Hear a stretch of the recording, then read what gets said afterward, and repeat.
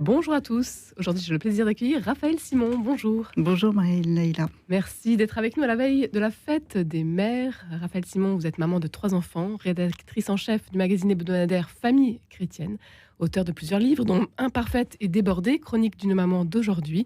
Vous publiez Être mère, c'est 3 petits points aux éditions Salvator. C'est une nouvelle édition revue et augmentée sur la maternité. La maternité, ce grand mystère. Dites-nous pour commencer, Raphaël Simon, c'est un sujet qui intéresse, qui intrigue encore aujourd'hui, peut-être encore plus aujourd'hui.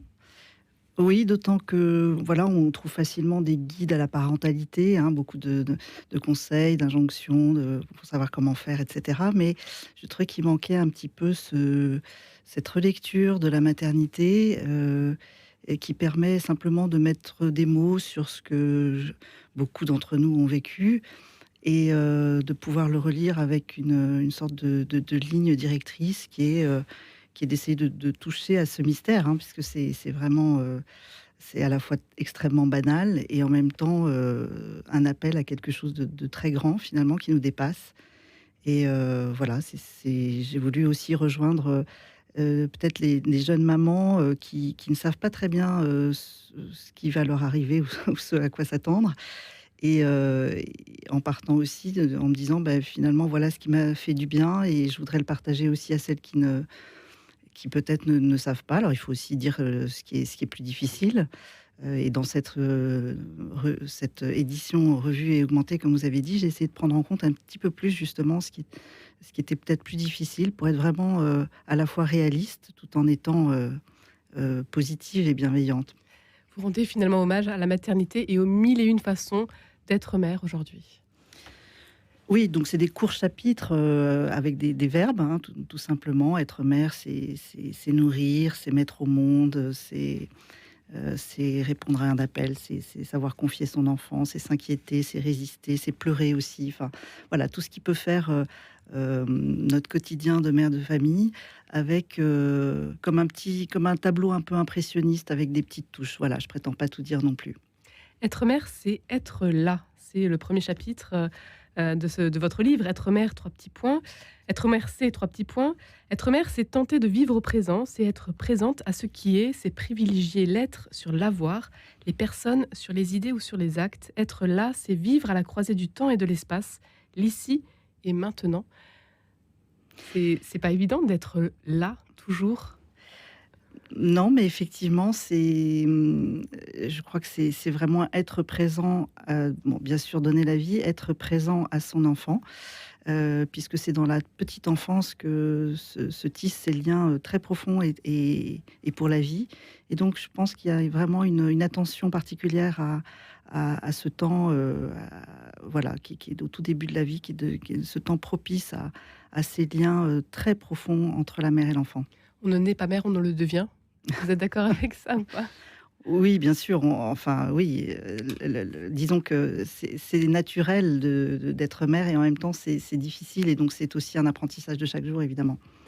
La maternité qui n'est pas toujours estimée à sa juste valeur aujourd'hui. Raphaël Simon, Non, mais bien sûr, il est plus facile de dire qu'on est une femme et qu'on est une femme, voilà, dans le monde, une active, une super active, voilà, que dire qu'on est simplement mère, hein. Les mères sont très transparentes, très invisibles, alors qu'elles sont partout, elles sont et à des endroits très stratégiques, à la maison bien sûr, mais aussi à l'école, dans la vie associative, à l'église, dans la vie professionnelle aussi. Enfin, donc, et puis les femmes elles-mêmes ont elles-mêmes plusieurs vies. Une vie de femme et de mère n'est pas complètement linéaire, hein. Au début, on peut aspirer à être, à vivre une grande aventure, à développer un projet professionnel pour mettre en œuvre aussi toutes les études qu'on a faites, etc. Et puis, il y a ce temps quand même de la maternité qui vient. Et je pense qu'il est important de lui faire vraiment une place. Après, voilà, c'est un peu la quadrature du cercle pour les mères aujourd'hui. C'est comment tout concilier. Les femmes veulent tout et d'une certaine manière, elles ont raison. Mais après, c'est vrai, il faut être assez inventif et pour savoir comment concilier tout ça. On est tout un peu à la recherche de l'unité perdue. Et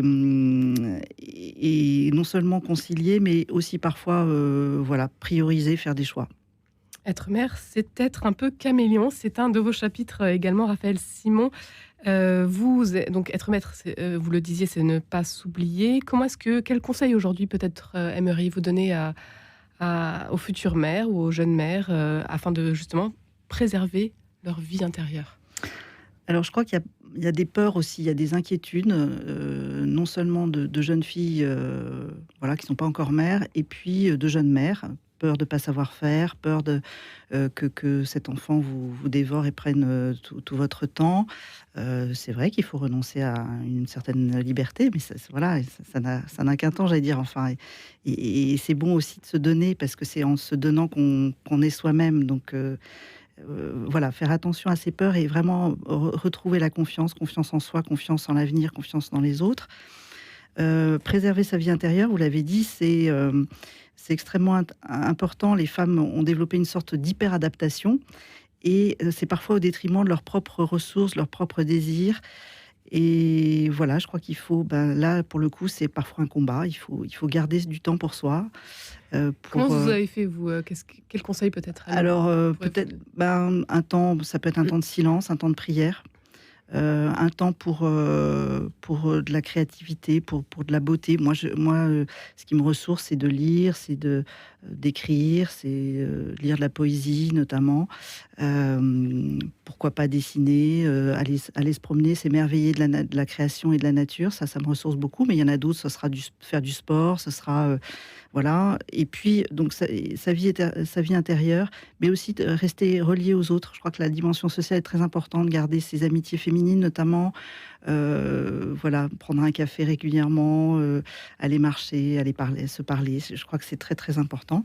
Et puis, peut-être le troisième conseil, c'est d'être pleinement à sa place et jouer son rôle propre, ne pas hésiter à être soi-même. Et ça demande peut-être parfois, là aussi de résister, de faire sa propre place, de préserver, ce qui nous fait du bien. Être mère, c'est résister. C'est un autre chapitre, justement, Raphaël Simon. Accepter d'aller à contre-courant aujourd'hui dans une société qui annonce notamment la fin de la mère, comme l'écrit l'historienne et journaliste italienne Lucetta Scarafia. Oui, C'est pas non plus évident, ça.